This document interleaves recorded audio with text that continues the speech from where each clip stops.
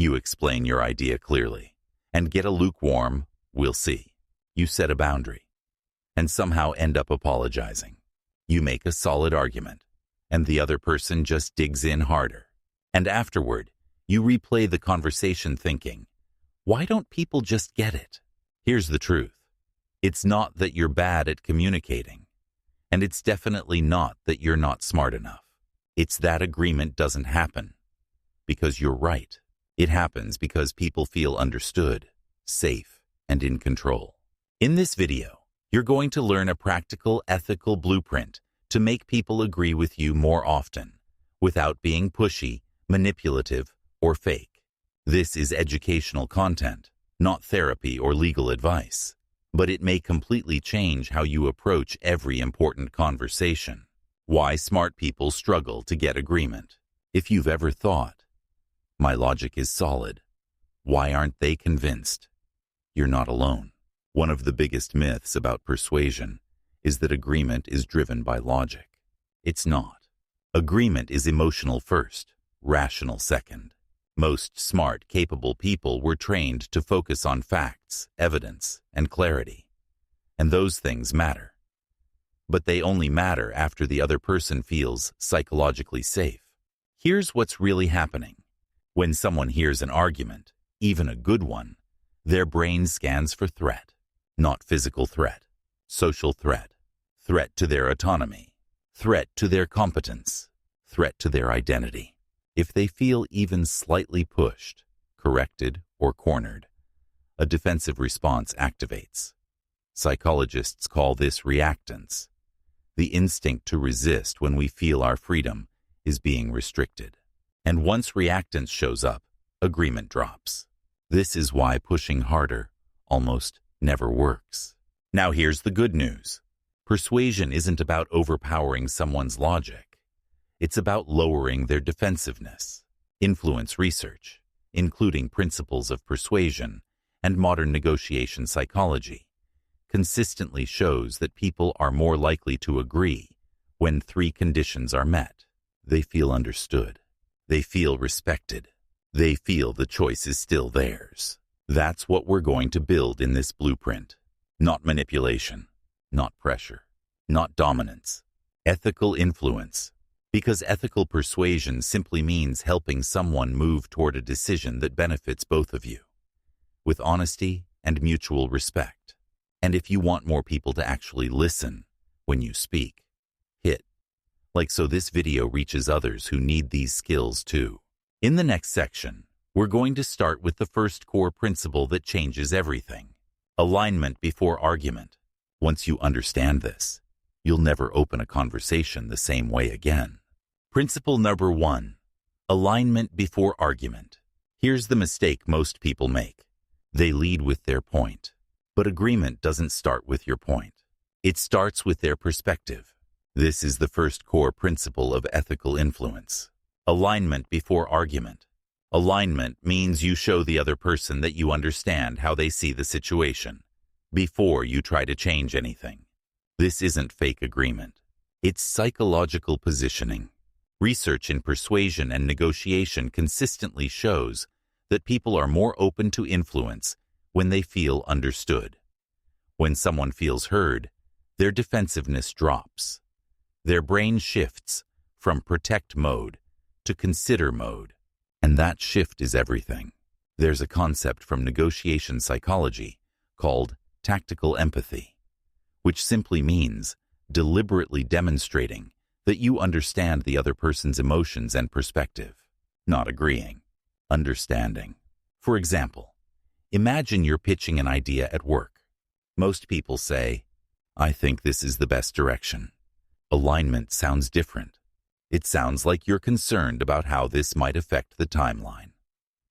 Notice what just happened. You didn't argue. You didn't defend. You didn't push. You acknowledged. Here's another example in a personal setting. Instead of, you never support my ideas, try, it seems like you're worried this might not work out. When people hear their concerns accurately reflected, something subtle happens. They relax. And when they relax, they're more willing to listen. This doesn't mean you stay there forever. It means you earn the right to move forward. Agreement grows in the space where someone feels safe. And if persuasion should always stay ethical, comment agreement below, because that's exactly what we're building here. In the next part, I'll give you specific scripts you can use. Word-for-word phrases that lower resistance without sounding scripted or manipulative. Because knowing the principle is powerful. But knowing exactly what to say, that's where your influence really starts to change. Tactical empathy scripts. Say this instead of that. Now let's turn alignment into something practical. Because understanding the principle is one thing. Knowing what to say in the moment is what actually changes outcomes. We're going to use 3 tools from negotiation psychology. Labeling. Naming what the other person is feeling in 1 sentence. Mirroring. Repeating the last 1 to 3 key words they said to encourage them to expand. That's right. Summaries. Briefly summarizing their position until they say, "That's right." Let's make this concrete. Example 1. Workplace disagreement. Ineffective. You're wrong about this approach. That triggers defensiveness immediately. Persuasive. It sounds like you're worried this could create extra work for the team. You've labeled the concern. Even if you're not perfectly accurate, the other person will either confirm or correct you. And both responses move the conversation forward. Now add mirroring. Them. I just think this is risky. You. Risky? That simple repetition encourages them to explain more, and people feel validated when they elaborate. Then comes the summary. So what you're saying is, you don't want to commit resources unless we're confident it won't delay other priorities. When they respond with, "Yes, exactly," or "That's right," something powerful has happened. They feel understood. And once someone says, "That's right," resistance drops significantly. They're far more open to hearing your perspective. Example 2. Personal conversation. You never listen to me. It seems like this hasn't felt urgent to you. That's labeling without accusation. Here's the psychology behind it. When emotions are named accurately, activity in the brain's emotional threat system decreases. In simple terms, naming reduces tension.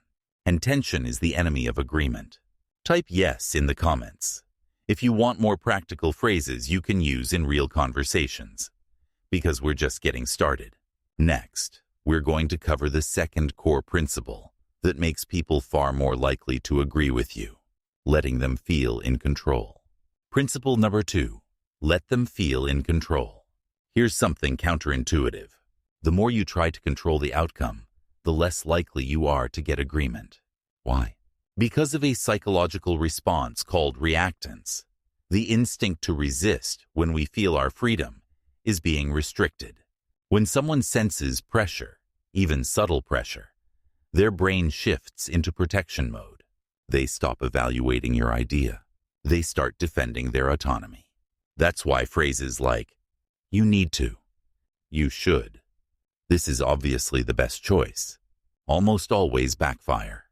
Instead, the second core principle of ethical influence is this: protect their sense of choice. Agreement increases when the decision feels voluntary. This doesn't mean you become passive. It means you shift your language. For example, "We have to move forward with this plan. How do you feel about testing this approach for 2 weeks?" Notice the difference. The second version invites participation. It signals collaboration instead of control. Another example. "You should really reconsider. You're free to decide. I just want to make sure we've looked at all the angles." That phrase, "you're free to decide," lowers resistance immediately. It reassures the other person that you're not trying to corner them. And here's where this gets powerful. Instead of pushing your conclusion, ask what negotiation experts call a calibrated question. An open-ended how or what question that guides thinking without pressure. For example, what would need to happen for this to feel like a smart move? How can we make this work for both of us? What concerns are still on your mind? These questions shift the brain from defensive mode to problem-solving mode. And when someone helps design the solution, they're far more likely to agree to it. Share this video with one friend or coworker who's smart but keeps getting talked over, because this shift alone can change how people respond to you.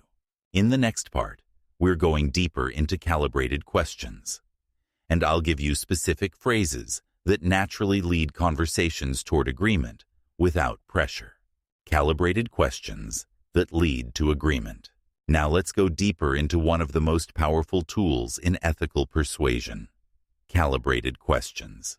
A calibrated question is an open-ended how or what question designed to guide the conversation without triggering defensiveness. It invites collaboration instead of compliance. When you make statements, people evaluate you. When you ask calibrated questions, people evaluate the problem. That shift changes everything. Here's what ineffective persuasion sounds like. You should approve this proposal. This is clearly the best option. There's no reason not to move forward. Even if you're right, those statements feel like pressure. Now compare that to calibrated influence. What would need to happen for this to feel like a strong next step? How do you see this affecting the bigger goal? What concerns would you want addressed before deciding? Notice what's happening. You're not arguing, you're guiding. And here's the psychology behind it. When someone answers a question, they generate their own reasoning. And people trust conclusions they reach themselves more than conclusions handed to them. Let's walk through a quick workplace example. Imagine your manager is hesitant about your idea. Instead of saying, "I really think this will improve efficiency," try, "It sounds like you're cautious about adding new processes. What would you need to see to feel confident this improves efficiency rather than complicates things?" Now you've done 3 things: labeled their concern, reduced defensiveness, invited them into problem-solving mode. Another powerful phrase: how can we make this work in a way that supports your priorities? That question aligns your proposal with their goals, not just yours. Type yes in the comments if you want more practical phrases you can use in real conversations, because we're about to layer in another principle that makes agreement even stronger. Next, we're going to talk about framing and social proof. How the way you present an idea often matters more than the idea itself. Principle number 3, framing and social proof. By now, you understand something important. Agreement isn't forced, it's facilitated. And one of the most powerful ways to facilitate agreement is through framing. Framing simply means the context you place around an idea. The same idea can feel risky or reasonable, depending on how it's introduced.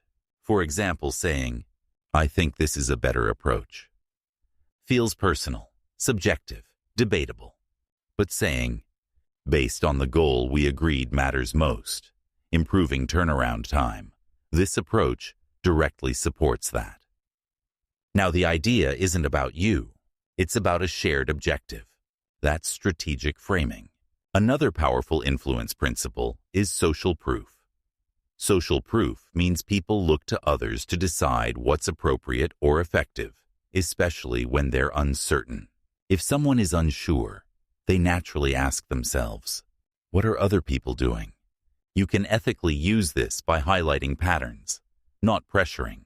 For example, several teams in our industry are already testing similar systems. Most of the clients who prioritized this saw measurable improvement within a month. A lot of people in similar roles have found this helpful. Notice the tone: calm, informational, not exaggerated. You're not saying, "Everyone is doing this, so you have to." You're saying, "This isn't unusual, it's a reasonable move." That reduces perceived risk. Here's another powerful frame: consistency. People prefer to act consistently with what they've previously said or valued.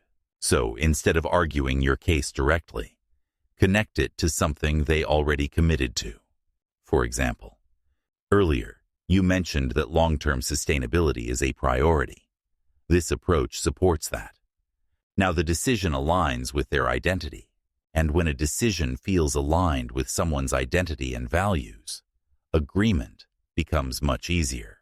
In the next section, we'll go deeper into this consistency principle, and I'll show you how to build small agreements that naturally lead to bigger ones without pressure or manipulation. This is where influence starts to feel almost effortless. The commitment and consistency effect. There's a quiet psychological force that makes agreement much easier once you understand it. The commitment and consistency effect. In simple terms, people want to act consistently with what they've already said, believed, or committed to. When someone publicly expresses a value, priority, or goal, they feel internal pressure to behave in alignment with it. Not because you forced them, but because consistency feels psychologically stable. Ethical influence uses this principle respectfully. It doesn't trap people. It reminds them of who they already said they want to be. Here's how this looks in practice. Imagine you're negotiating workload with your manager.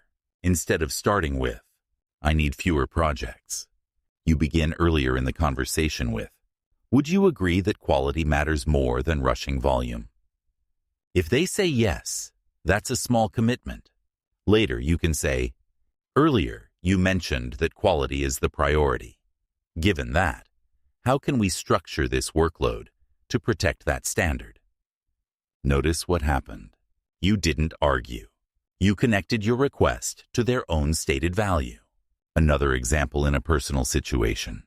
Instead of, "You promised you'd help more," try, "You mentioned last month that teamwork at home is important to you. How can we make this feel balanced for both of us?" This approach avoids accusation. It activates consistency. Here's a simple 3-step method. Get agreement on a shared principle. Reinforce that principle later. Ask a calibrated question that aligns the decision with it. Agreement becomes a natural extension of their identity. Share this video with one friend or coworker who's smart but keeps getting talked over, because understanding consistency alone can change how their conversations unfold. In the next part, we're going to combine everything you've learned into a full workplace scenario, step by step, so you can see exactly how alignment, autonomy, framing, and commitment work together in real time. Extended scenario. Video 1. Getting buy-in at work. Let's bring everything together in a realistic workplace scenario. Imagine you're in a meeting proposing a new system that will improve efficiency. Last time you suggested something, it was brushed off. Here's how most people approach it. "I think this system will save us time and reduce errors." Logical, clear, ignored. Now let's apply the blueprint. Step 1. Alignment before argument. You start with, "It sounds like the team has been overloaded lately, and the last thing anyone wants is another complicated process." Pause. Notice what you did. You acknowledged their likely concern before presenting your idea.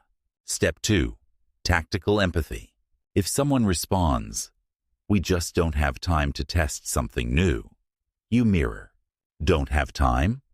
They elaborate, "Yeah, implementation alone could slow us down." You label, "It seems like the risk of short-term slowdown feels bigger than the potential long-term gain." When they say exactly, defensiveness drops. Step 3. Protect autonomy with a calibrated question. Instead of pushing, "But it will save time long-term," you ask, "What would need to happen for a trial to feel low risk?" Now they're solving the problem with you. Step 4. Frame around shared goals and consistency. Earlier, we agreed that improving turnaround time is our biggest priority this quarter. If we could test this for 2 weeks without disrupting deadlines, would that support that goal? You've connected the idea to something they already committed to. Notice the structure. You didn't argue first. You didn't defend aggressively. You didn't over-explain. You aligned. You lowered resistance. You invited collaboration. That sequence is why agreement increases. Here's a quick rehearsal prompt. Think about one sentence you usually say in meetings to push your idea. Now rewrite it as a calibrated question that protects autonomy and references a shared goal.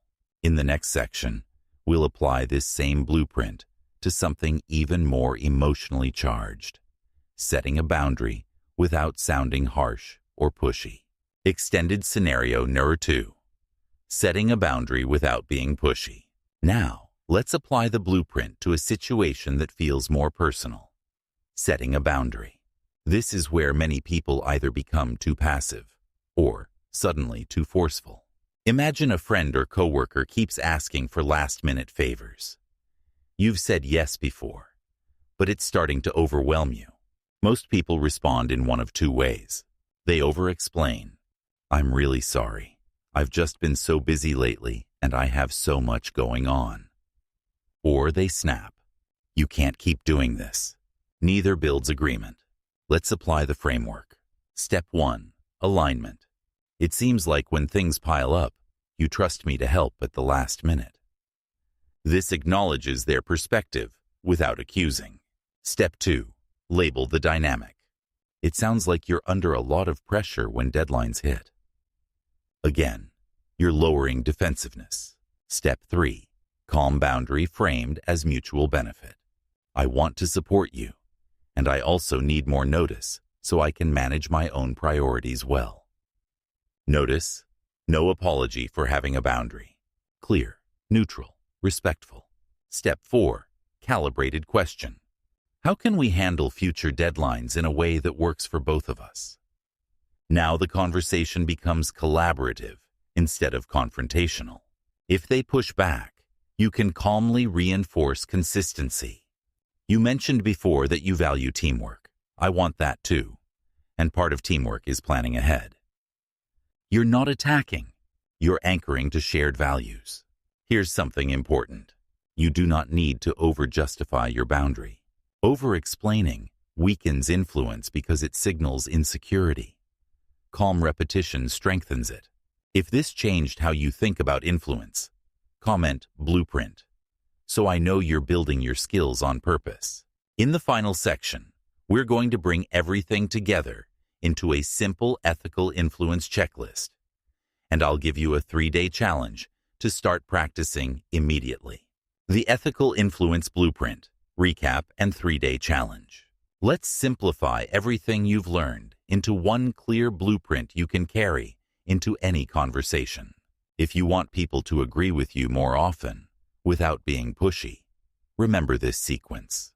First, align before you argue. Show them you understand their perspective before presenting yours. Second, reduce defensiveness with tactical empathy. Label concerns, mirror keywords, summarize until they say, "That's right." Third, protect their autonomy. Replace pressure statements with calibrated how and what questions. Fourth, frame around shared goals. Anchor your idea to something they already value or committed to. Fifth, build small agreements before larger ones. Use consistency ethically by connecting decisions to their stated priorities. That's the blueprint. Notice what's missing. No manipulation, no exaggeration, no overpowering. Because real influence is not about control. It's about clarity, safety, and alignment. Now here's your 3-day influence challenge. Day 1. In your next disagreement, do not argue first. Label the other person's concern before presenting your view. Day 2. Replace one persuasive statement with a calibrated question. Instead of saying, "This will work," ask, "What would need to happen for this to work?" Day 3. In a real conversation, anchor your request to a shared goal. Use a phrase like, "Earlier you mentioned that this matters. How can we approach this in a way that supports that?" Small shifts, big results. You don't need to be louder to be influential. You need to be calmer and more strategic. Like the video, if you learned at least one technique you're going to try this week. Comment your next real situation where you want more influence, and include the word agreement in all caps so I know what you're working on. Subscribe to the Influence Blueprint and turn on notifications so you don't miss the next set of ethical persuasion tools and practical phrases. You don't need to be pushy to be powerful. Agreement isn't forced. It's facilitated. And now you know how.